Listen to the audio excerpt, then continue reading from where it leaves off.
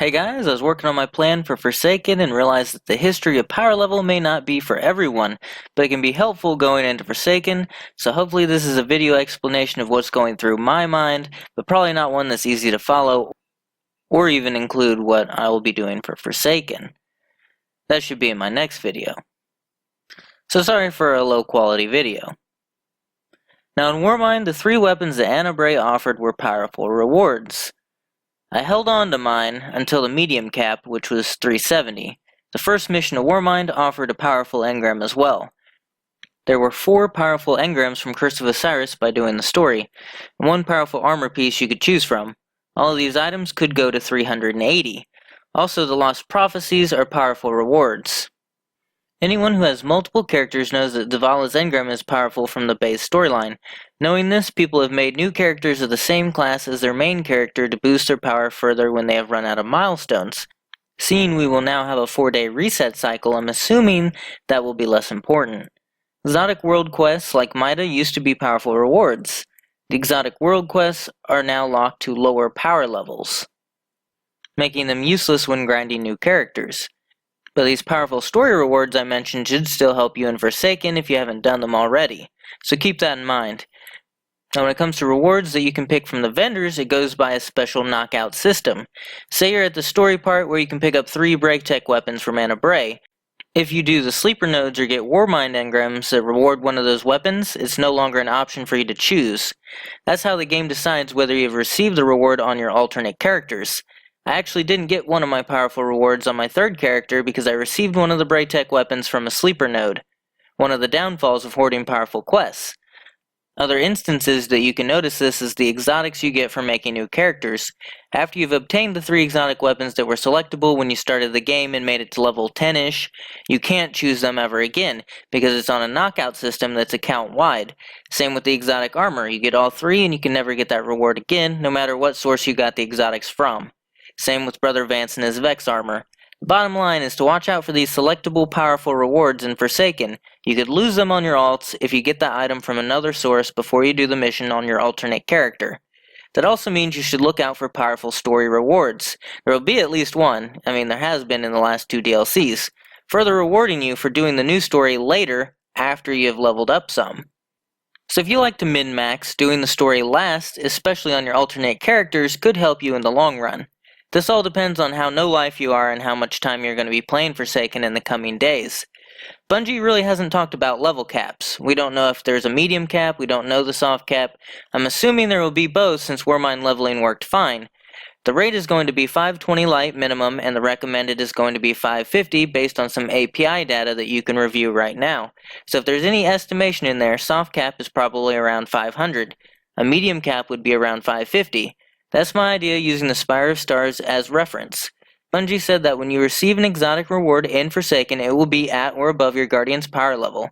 Now that could only mean exotic engrams and activity rewards, but not on exotic quests, because that goes against their previous position where exotic quests are locked at the soft cap of the DLC they were introduced in.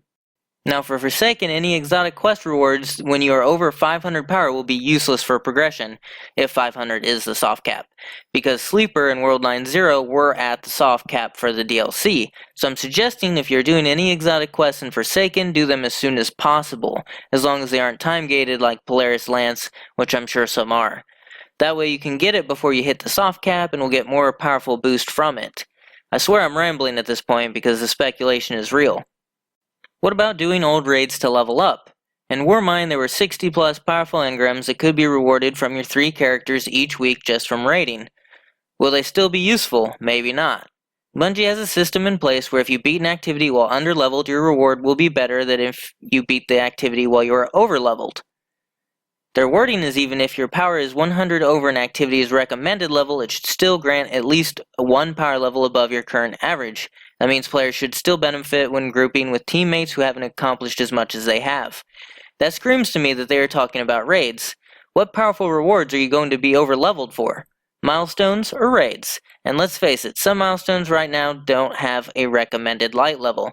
Do PvP, do Gambit, do this. I'm sure milestones will always feel powerful because it's hard not to be overleveled for them. If that's the case, say bye to doing the old raids for rewards. Only when you hit the medium cap around 550 will the raids actually be worth something, because scrounging up every last light level will matter at that point. So tip right there, if the light level is only going up by 2 or so during the raids, do the raids at the end of the week, where they'll be worth more for you. Raids are still on a 7-day reset. Milestones, however, are on a 4-day reset, also known as challenges. A daily challenge should pop up each day, as well as 4-day cycle milestones, no longer weekly. Assuming Tuesday starts the 4-day cycle, you should have all of your milestones finished on Friday. That way you can take advantage of easy, powerful loot. And I'm not sure if you can roll daily milestones into a new 4-day cycle, so look out for that. They stack up to 4, and if you don't do them, the thing in Game Informer made it sound like you could keep your daily milestones at 4 for a long time as long as you kept doing 1 a day. Previous players who used 3 characters of the same class could bypass the same class lockout on milestones just by having the milestones auto-decrypt. Those players took a significant hit with the change in milestones, the lack of auto-decrypt. Insert rant here. When Bungie said we'll be leaving it in the hands of the players to discover the best ways to reach endgame and beyond when Forsaken is released, I think they just wanted to avoid having to release information, because no information is their specialty, not to mention false information. Turn your mods into the gunsmith, hold on to your mods, don't worry about holding on to your mods, don't turn them in at the gunsmith. In Forsaken you'll get gunsmith materials instead of shards for your mods. Bungie is a mess sometimes. Makes my preparation difficult. Thank heavens they're taking away the +5 mods on gear. There's no way I'd want to explain base power level right now. I'm going to talk about reaching max power. When reaching the soft cap, all your blues and legendaries are decent levels. Just equip them as you go, no use in infusing. The best course of action has always been waiting to turn in your milestones until you reach the soft cap. I'm assuming few people are going to make it to 500 very quickly, so you'll probably have to do 4-day milestones the day before they go away, which would be doing them on Friday if the cycle starts on Tuesday. There's a lot we won't know and we'll be figuring out as we go. Back to the soft cap, there's what I like to call a breaking point. It's a point in which your blues stop and start to matter again. In Curse of Osiris, when you reach 300 base power level, the soft cap at the time, your blues would not drop any higher. They'll be stuck at 300 for a little bit, but your legendaries that you get from vendors will drop 5 higher, bringing you to 305. This is when you turn in tokens, the moment your blues stop increasing your light level. Use those tokens to get 5 more light level. Then you're at 305, and now nothing drops higher except milestones. Then 310 becomes the breaking point. When you hit 311, all your blues and legendaries start to drop at 306, and every level you go up it will also drop your gear 1 higher. Since your power level is like 5 over what's dropping, it's usually useless, but if there is ever a point where one piece of your gear in your arsenal gets to be behind all your other items, even as a 5 lower blue, it can help you increase your overall power level. That's where jpwilsondesigns.com/destiny/power calculator has helped me out. It let me know how much power I needed to reach the next overall power level. So by knowing if I will reach the next power level, if I grind out a specific weapon or armor, I would turn in tokens until I got it, which is pretty complicated but necessary to get the most out of your milestones. Of course there's a little RNG in power leveling, but there was ways to help with that like cross infusion, but now cross infusion is gone. Your blues and legendaries will drop at the same level as a vendor engram after you hit the breaking point of a DLC. This can help you know what power level your drops are after you hit the breaking point in Forsaken. Clan engrams sucked, offering like a +1 power. With a new emphasis on clans being more powerful and offering more clan goals, I think that they might become more powerful in rewards. Back in Curse of Osiris, we went through the whole Bungie lockdown with base players from achievements phase, and Leviathan offered max level rewards from Callous Checkpoint guaranteed 330. That got patched. When you're significantly under the soft cap, your milestones would give you rewards around 12 over your current power level, and as you leveled up, it would be less rewarding.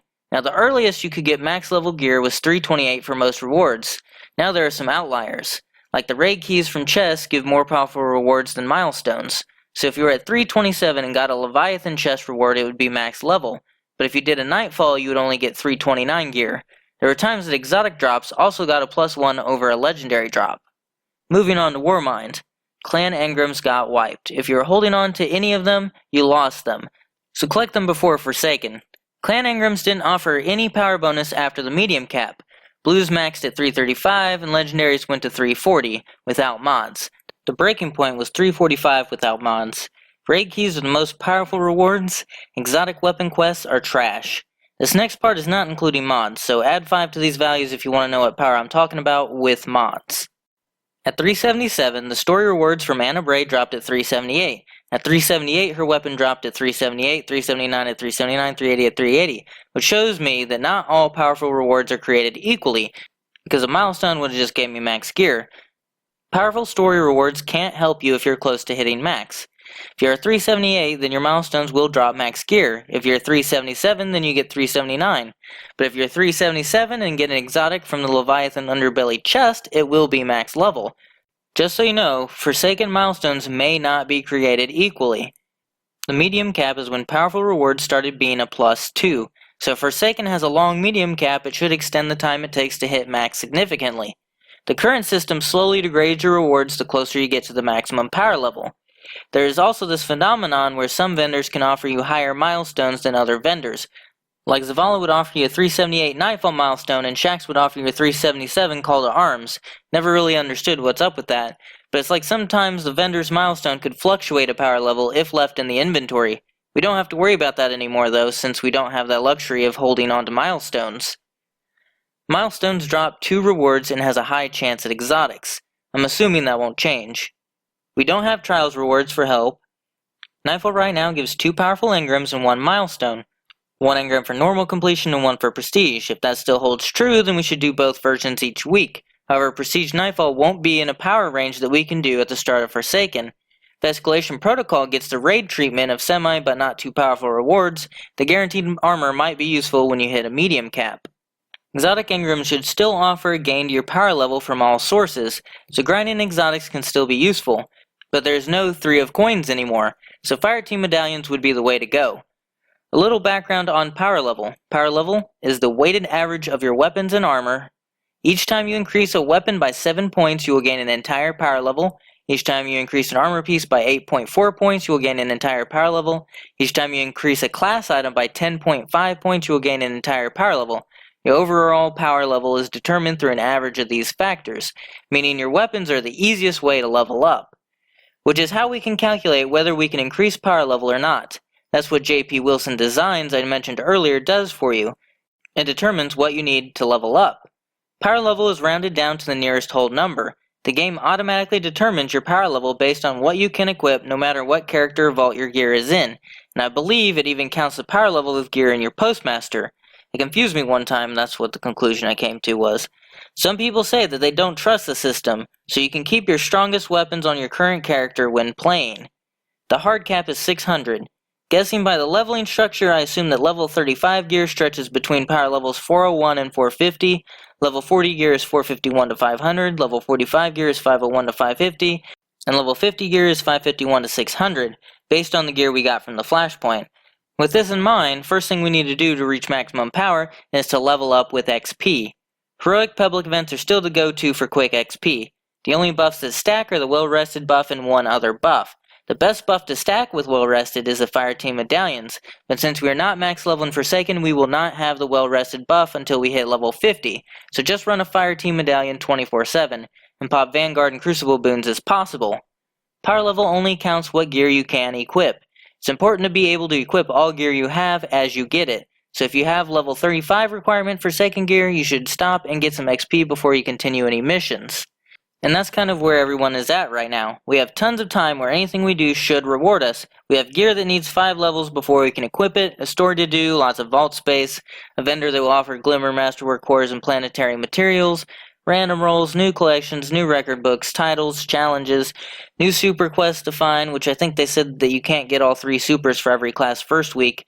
It felt like they were saying it would be limited to 1 new super per week per character, but hey, don't quote me on anything. This is an open discussion, so feel free to discuss, reply with ideas and things Bungie has said, prove me wrong, keep it civil. Hopefully I can get one last Forsaken video on my detailed plans on what to do tomorrow. I realize all of this is hard to grasp and it could be explained better, but it's not like I have infinite time or anything, I actually have to work.